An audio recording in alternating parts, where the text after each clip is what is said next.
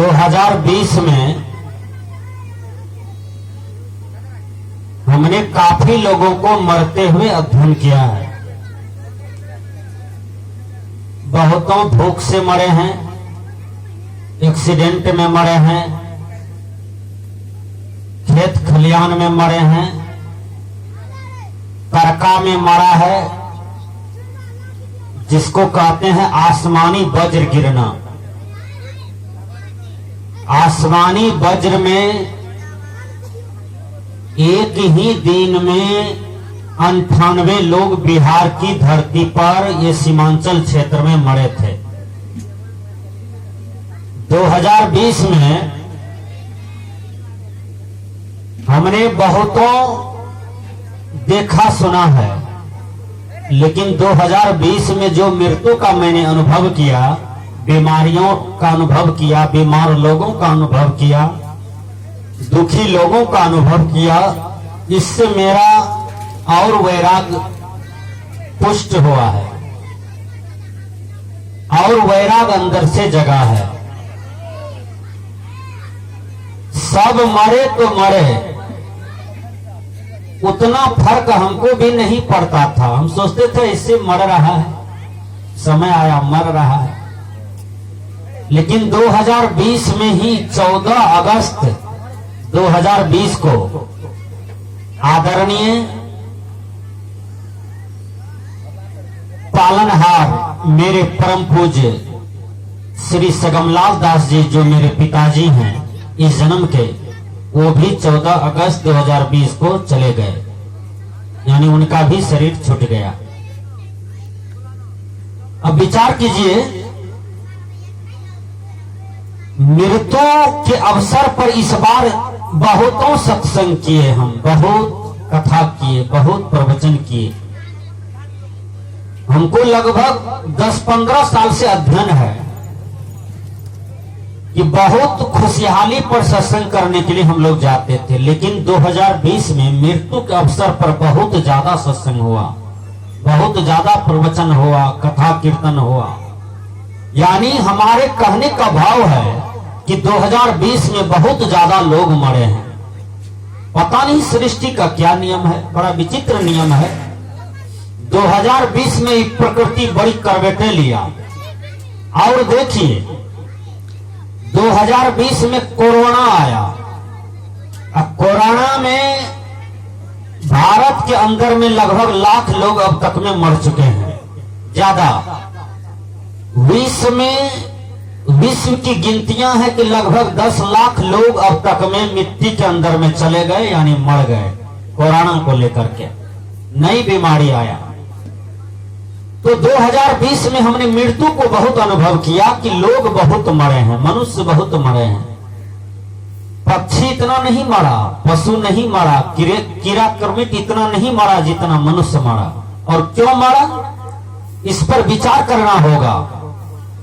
एकांत होइए और विचार कीजिए, आखिर मनुष्य इतना क्यों मरा।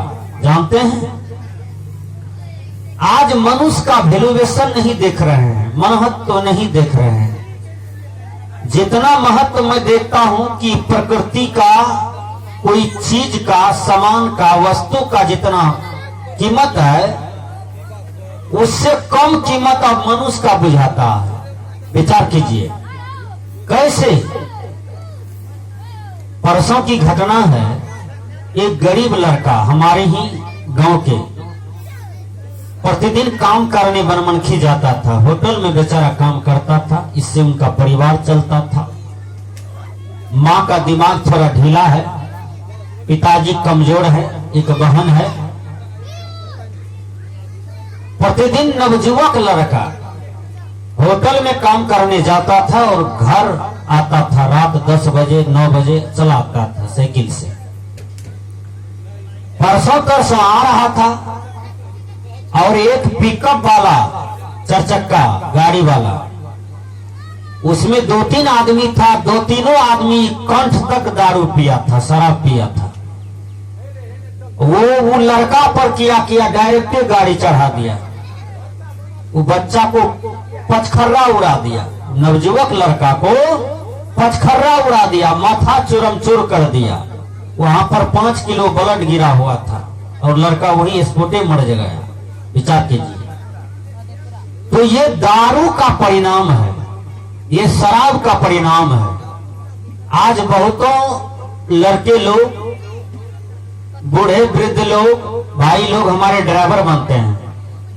मैं ड्राइवर से निवेदन करता हूं कि आप गाड़ी चलाते हो और गाड़ी जब चलाते हो तो धीरे से चलो, आगे भी ध्यान रखो, पीछे भी ध्यान रखो, उत्तर दक्षिण पूर्व पश्चिम सावधानी रखो कि हमसे कोई गलती न हो जाए। मैं ड्राइवर बना हूं, हमसे कोई गलती न हो जाए, हमसे किसी का जीवन डेट न कर जाए, हमसे किसी का जीवन छीना न चला जाए, क्योंकि जीवन बड़ी महंगा है, जीवन बहुत मूल्य है। एक करती हम असावधान होंगे तो हम भी जा सकते हैं और दूसरे का भी प्राण ले सकते हैं। इसलिए ड्राइवर को पूरा पश्चिम उत्तर दक्षिण सावधानी से चलना चाहिए और ड्राइवर को ध्यान से गाड़ी चलाना चाहिए। जो ड्राइवर हैं उन्हें शराब नहीं पीना चाहिए, उन्हें दारू नहीं पीना चाहिए। और जिनका बेटा ड्राइवर बनता है, चाहे वो मोटरसाइकिल का ड्राइवर हो या तो चरचक्का की ड्राइवर हो, जो भी गाड़ी की ड्राइवर हो, प्रत्येक गार्जियन को, माता पिता को शिक्षा देना चाहिए, बेटा किसी का प्राण नहीं लेना, जीवन नहीं लेना और हमेशा बचाव कार्य में चलना और धीरे से चलना, इतना बढ़िया से चलना कि तुमसे किसी को खतरा ना हो जाए। बार बार माता पिता को ये बात कहना चाहिए। अब देखिए, छठ के दिन हम बनमनखी गए थे। एक आवारा लड़का, दुष्ट लड़का, पागल लड़का, पतित लड़का गाड़ी इतनी तेजी से, मोटरसाइकिल 100 की स्पीड कहिए कि 125 की स्पीड कहिए, गाड़ी को एकदम पागल की तरह हाँकते हुए आ रहा है। संजोग से हम जा रहे थे, मेरे ही आगे में लगभग रखी कि वो लगता था आकर के हमको ठोकर मार देगा। कई मोटरसाइकिल वाला भगचका गए, कोई खदा की तरफ भाग गए, कोई वृक्ष की तरफ गाड़ी लेके चला गया और हम भी वृक्ष के नीचे गाड़ी लेकर के उतर गए। और वो आवारा लड़का, पागल लड़का, पतित लड़का, क्या कहें उसका गाड़ी चलाना, विचार कीजिए। और एकदम नचाते हुए गाड़ी को निकल गया, लगता था आज कितने को वो मार देगा। विचार कीजिए, आखिर ऐसे दुष्ट को कौन जन्म दिया होगा? कोई माता तो जन्म दिया होगा। जब आवारा पतित गिरा हुआ लड़का यदि मर जाता गाछ में टकरा के, रोड में टकरा के, तो विचार कीजिए उसका माँ बाप मुंह देखने जो आता तो कितना रोता है। बोलिए, बेटा बेटा करता, पुत्र पुत्र करता, चिल्लाता है। गाड़ी उधर घोलता रहता, ये अपना दुनिया से गए रहता, शरीर का पाठ पुर्जा खत्म रहता। विचार कीजिए, श्राद्ध होना चाहिए बूढ़े माँ बाप का, भोज होना चाहिए बूढ़ा माँ बाप का, जवाने लड़का मोटरसाइकिल से टकरा के मरेगा, उसका भोज भी खाने लोग नहीं आता है। आता है धर्मदास साहब जी? आता है? नहीं आता है। कैसा बेकार मृत्यु को आपने प्राप्त किया कि कोई भोज खाने के लिए भी नहीं आता है। विचार कीजिए। इसलिए गार्जियन को शिक्षा देना चाहिए कि बेटा तुम मोटरसाइकिल से चलते हो तो धीरे से चलना। मैं हरिद्वार में था अगले वर्ष 2019 में, तो प्रतिवर्ष मैं जाता हूं तो एक गाड़ी में लिखा हुआ हमने देखा, धीरे चलोगे तो घर परिवार मिलेगा, स्पीड में चलोगे तो हरिद्वार मिलेगा। गाड़ी में लिखा हुआ था कि धीरे से चलोगे तो घर परिवार मिलेगा, स्पीड में चलोगे तो हरिद्वार मिलेगा, मतलब भगवान का द्वार मिलेगा। धीरे से चलोगे तो घर और परिवार मिलेगा, बाल बच्चा मिलेगा, सबका दर्शन होगा। घर जाओगे तो पत्नी कहेगी पति जी आ गए, वो बेचारी निफिकिर हो जाएगा कि कोई खतरा नहीं, सामने मेरे पति लौट गए। देखिए, बच्चे लोग कहेंगे पापा जी आ गए, मिठाई लाए, लड्डू लाए, रसगुल्ला लाए, चॉकलेट लाए, सब्जी लाए, दाल चावल लाए, सबको परिवार में खुशी होगी। इसलिए धीरे चलोगे तो घर परिवार मिलेगा, स्पीड से चलोगे गाड़ी से तो हरिद्वार मिलेगा, यानी मृत्यु के द्वार मिलेगा, मौत के द्वार मिलेगा। इसलिए मैं गाड़ीवान से निवेदन करता हूं कि आप गाड़ी चलाते हो तो अच्छे से चलाओ। आइए, मैं कह रहा था कि सत्संग का आज प्रथम सत्र है। प्रथम सत्र में बहुत सुंदर बात आप लोगों ने सुना। गाड़ीवान, भगवान, पहलवान, विद्वान, चरित्रवान, ज्ञानवान, आपने वान शब्द को सुना। वान मतलब चलाने वाला, वान मतलब पूर्णता को प्राप्त करने वाला, वान मतलब सफलता का मार्ग, जो सफल हो गया हो। वान मतलब बड़ा ओजस शब्द है। वान, भगवान सब नहीं हो सकता, विद्वान सब नहीं हो सकता है, चरित्रवान सब नहीं हो सकता है, गाड़ीवान सब नहीं हो सकता है, कोई बिरले ही होता है। आज सत्संग हो रहा है तो देखिए, सत्संग में, कथा में, भगवान की भजन में कम भीड़ होते हैं। बहुत लोग घर में है लेकिन सत्संग में नहीं आते हैं। आते हैं? नहीं आते हैं। बहुत लोग खेत में है, काम कर रहे हैं, फैक्ट्री में है, काम कर रहे हैं, और बहुत से ऐसे लोग हैं जो अनावश्यक बैठे हैं, वो सत्संग में नहीं आते हैं, बैठ करके समय गवा देते हैं। कहीं सत्संग हो तो चले आना चाहिए और सत्संग की शब्दों को सुन करके अपने जीवन का कल्याण करना चाहिए। सत्संग ही एक ऐसा चीज है, एक ऐसा साधन है जहां पर शांति मिलती है। बोलिए, सही बात है? आप घर में रहिए, शांति नहीं मिलेगी। कोई न कोई बाधाएं, कोई न कोई बात सुनने को मिलेगी, कोई न कोई उठपटांग व्यवहार मिलेगा। घर में रहिए, परिवार में रहिए, समाज में भी यत्र तत्र उठिए बैठिए यहाँ वहां, तो लोगों की बात सुनने को मिलेगा, उठपटांग व्यवहार होगा। लेकिन जब आप सत्संग में बैठते हैं तो सत्संग में कोनो उठपटांग बात निकलता है, व्यवहार, कोनो गड़बड़ियां, कितना यहाँ शांति मिलती है ना। तो सत्संग में जो भी बातें कही जाती है संत महापुरुषों के द्वारा, वह कल्याणकारी है, उसे मानना चाहिए। जो सार है उसको ग्रहण कर लेना चाहिए, जो असार है उनका त्याग देना चाहिए। सार और असार को समझते हैं? सार क्या है, असार क्या समझते हैं? माताएं लोग, आप लोग समझती हो कैसे? आप लोग चावल को सूप से फटकती हो ना, तो चावल जो है उसको निकालती हो, उसमें कंकड़, पत्थर, भूसा, मिट्टी, क्या उसको आप बाहर कर देते हैं ना। तो जो चावल है, कंकड़ है, मिट्टी है, पत्थर है, वो असार है, और चावल जो है वो सार है। उसको आप भात बना के खा लेते हैं कि नहीं है? तो सार को ग्रहण कर लेते हैं, असार को छोड़ देते हैं। अच्छा, आम वाला आम बेचने आता है, रसदमपुर के धरती पर भी आया होगा, तो आम वाला आम बेचने आता है, क्या कहता है? आम ले भाओ भाई, आम ले भाओ, आम ले भाओ, आम ले भाओ। आप चौकन्ना होते हैं आंगन में, आम वाला आया है, देखें मालदा है कि कलकतिया है कि बम्बई है। आम को आप 50 टका किलो खरीदते हैं, आम वाला को ये कहते हैं तो अपन गुठली निकाल ला, छिलका निकाल ला, खाली गुद्दा चाहिए हमरा, है? कहते हैं, होगा ऐसा? नहीं होगा। आम जब आप खरीदते हैं तो देखिए, आम खरीदते हैं तो आम में छिलका है, गुठली भी है। कई आदमी इसमें है जो छिलका भी खाते हैं और गुठली भी खाते हैं। ये कोई आदमी है कि खाली गुद्दा खाते हैं? गुदा खाते हैं ना, रस चूसते हैं ना, है? तो रस जो है, गुदा जो है वो सार है, और गुठली जो है, छिलका जो है वो आसार है। तो सत्संग में जो भी कथा सुनते हैं, प्रवचन सुनते हैं, ज्ञान की बातें सुनते हैं, तो उसमें आसार भी हो सकता है। आसार पर ध्यान नहीं देना चाहिए। यदि ध्यान भी पड़ गया है तो कोई दिक्कत नहीं, उसी में सार जो बातें निकली है, ज्ञान की बातें, कल्याण की बातें, उसको ग्रहण करना चाहिए, तब फायदा होता है। बोलिए, डॉक्टर साहब के पास पेशेंट जाता है, रोगी, और रोगी डॉक्टर साहब को बताते हैं कि मुझको ये रोग है।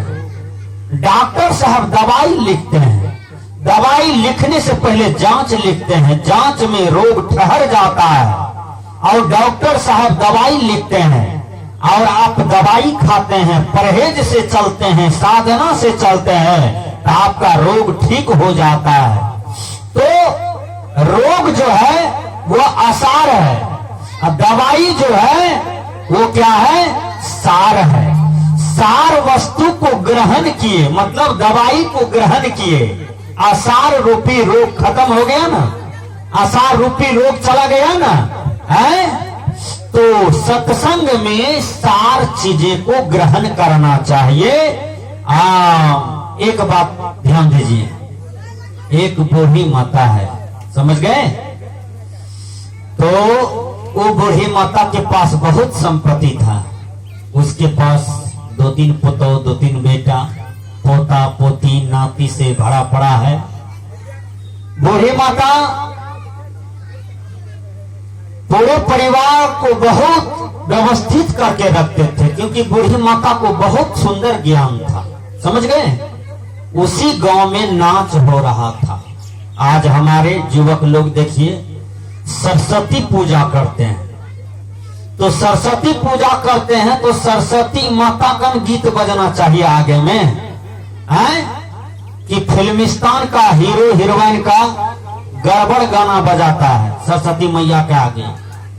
सरस्वती मैया के आगे में 1-2 घंटा, आधा घंटा बजा दे, 2 दिन तक कान फाड़ फाड़ के सरस्वती मैया को गाना सुनाता है, खाली फिल्मिस्तान का गाना।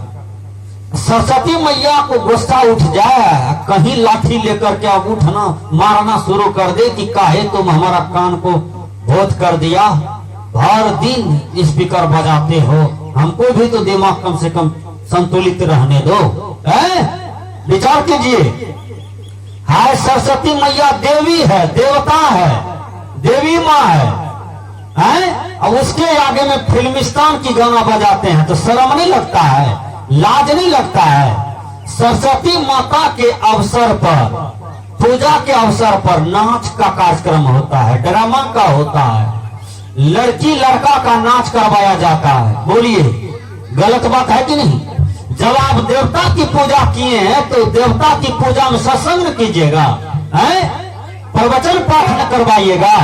बोलिए, कि लड़की का नाच करवाइएगा, वेश्या का नाच करवाइएगा। ये भारतीय संस्कृति को चौपट कर रहा है युवक लोग। युवक का आज दिमाग ठीक हो जाएगा ना, तो समूचा देश क्या, समूचा विश्व में स्वर्ग हो जाएगा।